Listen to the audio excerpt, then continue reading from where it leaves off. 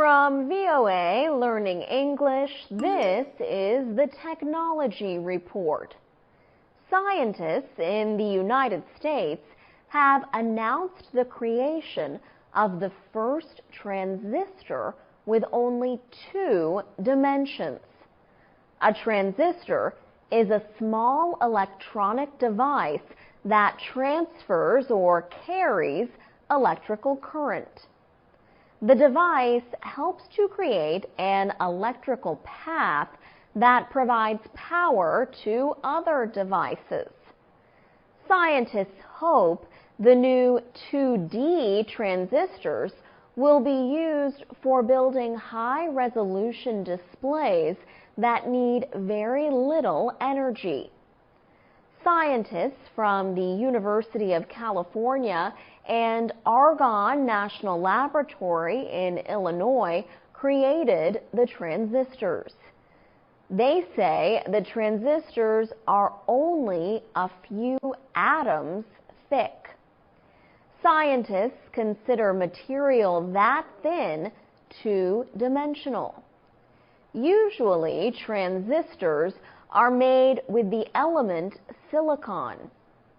But the scientists say they used materials that have even better electronic properties. Computer processors, memory chips, TV screens, and other electronic devices contain billions of silicon-based transistors.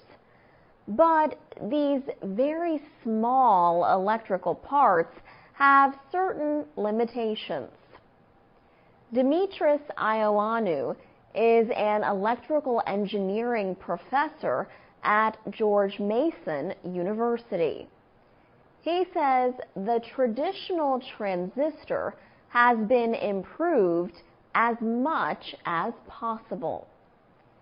He says researchers want transistors to be see-through and softer than those made with silicon. These new transistors can carry higher current. They also can move the current much faster than traditional transistors. This is important for high-definition screens. Scientists say there is no good method for printing a large number of these new transistors on one base layer of material. But they believe that someday it may be possible. For VOA Learning English, I'm Alex Villarreal. VOA Learning English, this is the Technology Report. In 2012, a team of pilots and engineers from Switzerland successfully flew a plane powered by sunlight from Spain to Morocco. The same team carried out a long-distance flight in the western United States in 2013. Now, the Swiss team is preparing for a flight around the world in 2015. The new improved version of the plane, named Solar Impulse 2, was recently shown in Switzerland. Solar Impulse 2 is a very light, single-seat airplane. It is 63 meters from the end of one wing to the end of the other. This large wingspan provides 200 square meters of space for energy cells that charge lithium-ion batteries. These special batteries are needed to keep the plane flying at night. 4 electric motors permit the plane to cruise at a speed of up to 140 kilometers per hour at an average height of 8,500 meters above sea level. The longest flight of Solar Impulse 1 was made in May 2013.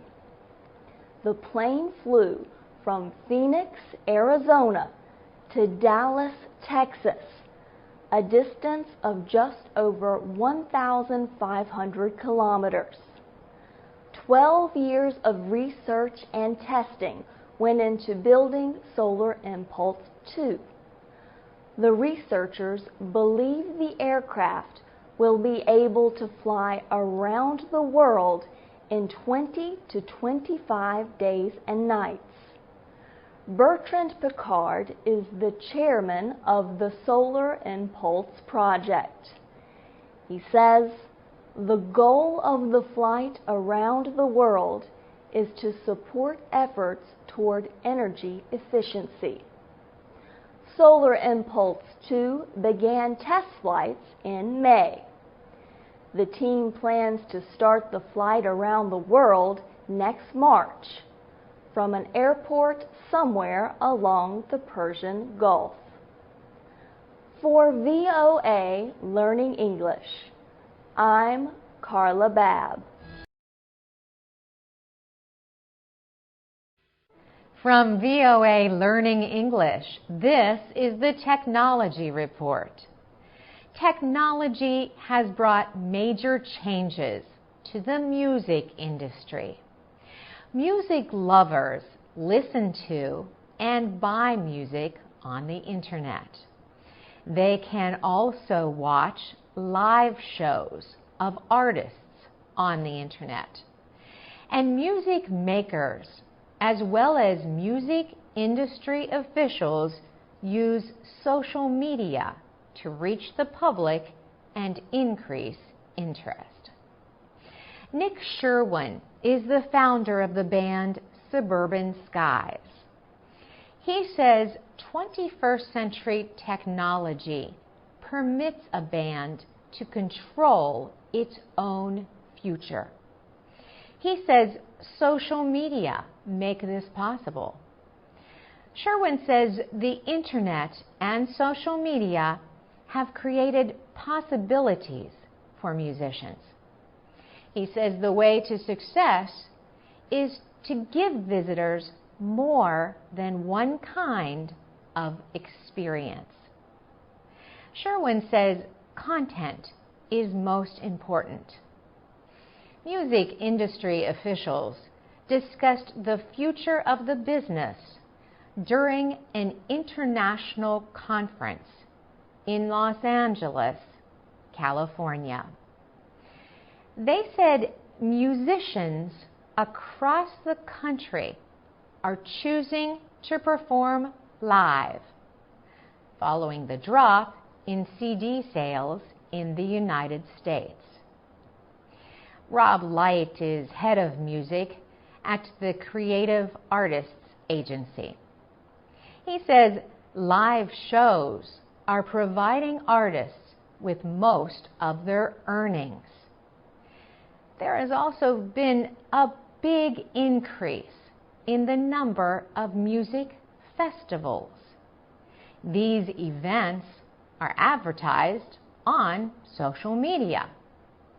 Bob Pittman leads the media company Clear Channel Communications. He says music lovers still listen to radio.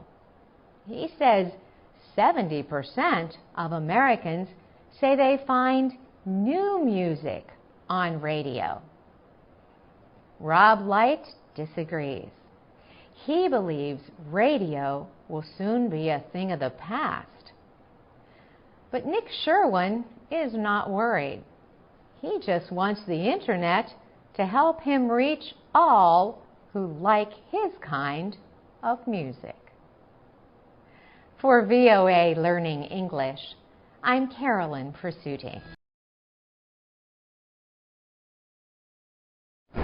From VOA Learning English, this is the Technology Report in Special English. American colleges and universities awarded about 1.7 million bachelor's degrees in the school year ending in 2010. 57% of those receiving degrees were female, but only 18% of the women earned degrees in computer and information sciences. Reshma Sajani would like to change that. She launched an organization called Girls Who Code in 2011. Her goal is to get more girls interested in science and technology. In the next 20 years, experts estimate there will be about 1.4 million new jobs in science and technology. But there is a problem. Reshma Sajani says less than 20% of women are actually going into these professions. So there is an enormous gap. The underrepresentation of women in the fields of science, technology, engineering, and mathematics, called STEM, is a problem. Reshma Sajani says it is caused by a bigger social issue. She says girls and boys perform about the same in math and science. So it is not an aptitude issue. Reshma Sajani says we live in a society that sends messages that girls should avoid these fields of study. Girls Who Code has partnered with educators, engineers, and business people. 20 girls took part in the group's first program last summer in New York City.